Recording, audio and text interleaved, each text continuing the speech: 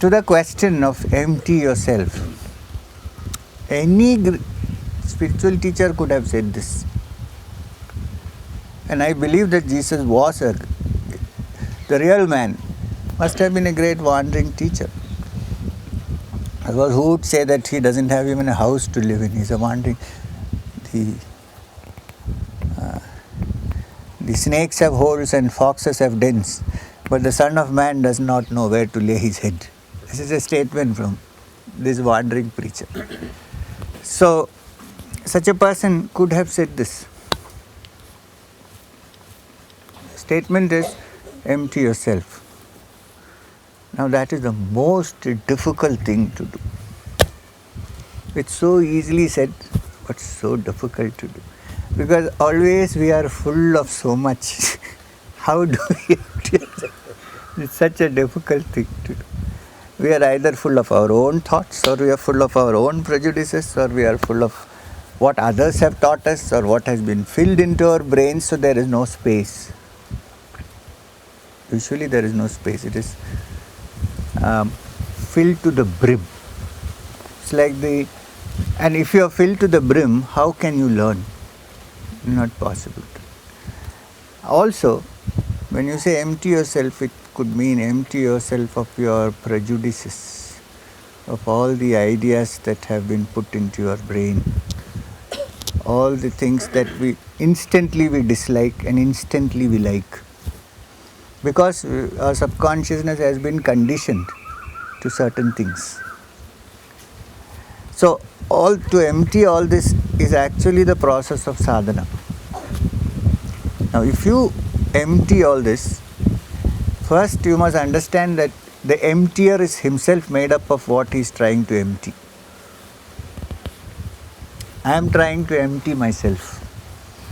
Suppose I am trying. Suppose. I think most of us don't try to empty ourselves, but suppose I am trying. Who is trying to empty? The same person who is full of all these things is trying to empty himself from what? I am only splitting myself into two and saying I am different and I have to empty myself. Now when I am saying I have to empty myself, I am already full. The person who says I want to empty myself is already full. So all this has to be examined with the understanding that unless and until a pot is empty, it cannot be filled. And here when you say pot, it means the mind, it means the brain, it means all the prejudices that are built up. So perhaps that's what he said when he said empty yourself. Now empty yourself is not a conscious process, and it is not even an unconscious process. Empty yourself simply means to understand that concept so that what I meant that it is not a process. It is not as if I can sit down in one place like a technique and say I am emptying myself. This is not possible. But the concept should be in my mind so that as I live in this world and communicate with other people around me, the process of emptiness begins to work in me. Which means it starts like this. I meet somebody who I don't like. The past he has done something to me or something.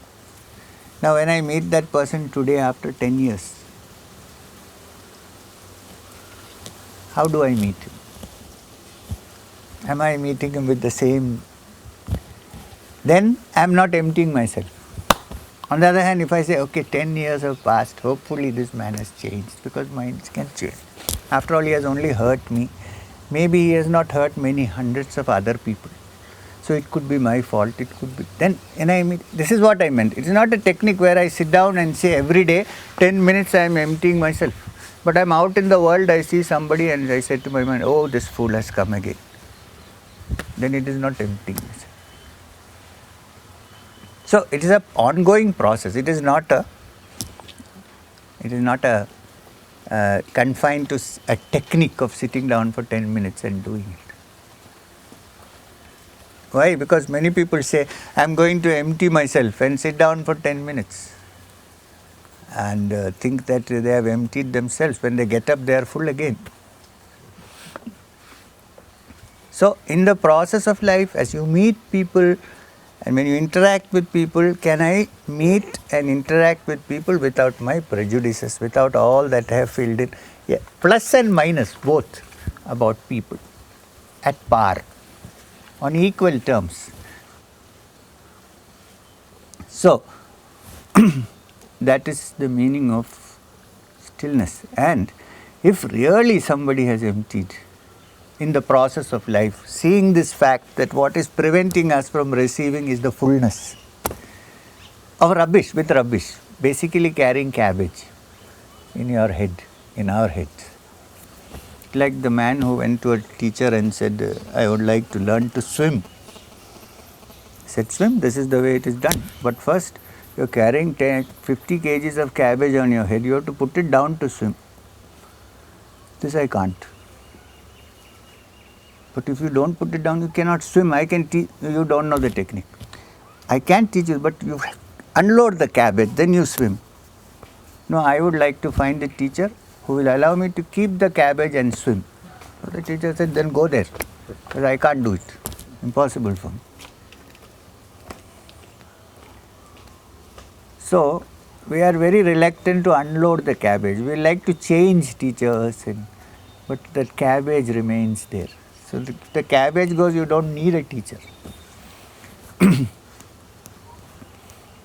So, this process, I would say, is called emptying. And as I said, it is not a simple technique confined to 10 minutes I am emptying myself, which means what?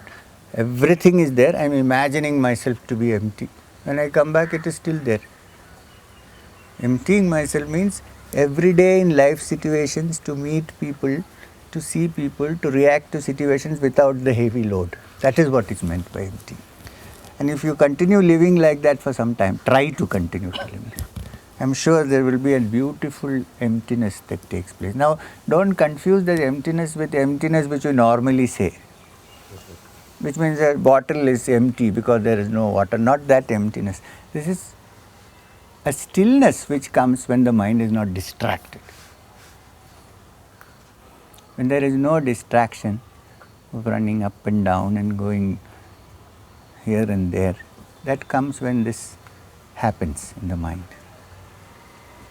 You will realize this. Most of us, when we sit down to meditate, so-called, what we think we are going to do, our mind wanders mainly because either we are attracted to something or we are repulsed by something. If this has been in a way settled in some way, by understanding that this is the cause of my not getting empty and free, then it becomes so easy to sit. So, that if that happens, and if this person whom we called Jesus said, I will fill it.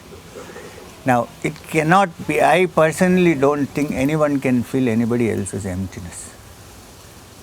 But perhaps he is speaking from the point of view of Krishna talking to Arjuna in the Gita and saying, meditate on me. So what he is telling is not to meditate on him, meditate on him in the greater context where he is not Krishna as you see him anymore, but as a Vishwaswarupa.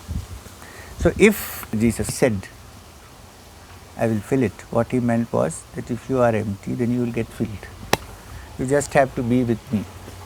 Not that he is going to put anything inside, because he himself is in that. He has cleared out, and it's even in simple matters, ordinary matters. How does one expect to make the body clear and healthy when you have constant constipation?